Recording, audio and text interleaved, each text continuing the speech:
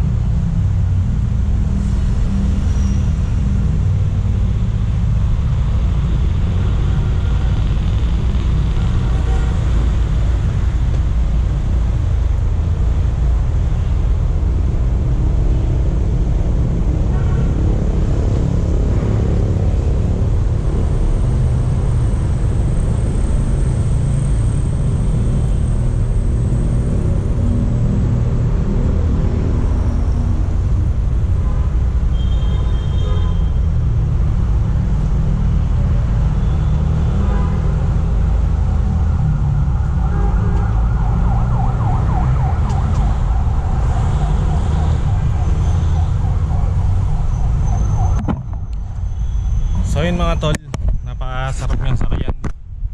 So medyo flat footed tayo, no? Kasi mababalay si type niya, hindi katulad sa Aerox na 790mm.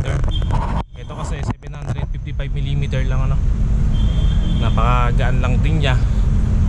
So may timbang itong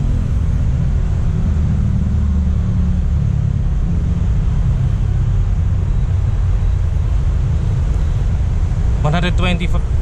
So may timbang itong 127 kg. Tapos yung ground clearance niya is 145mm.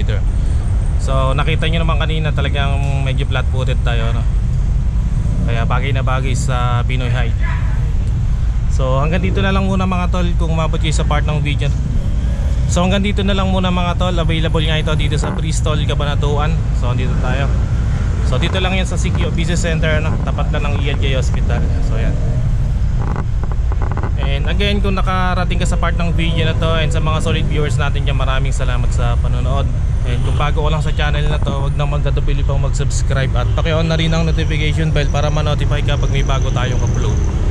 And meron din tayong Facebook page, paki-like and follow na rin. Maraming salamat mga tol. Always ride safe and God bless.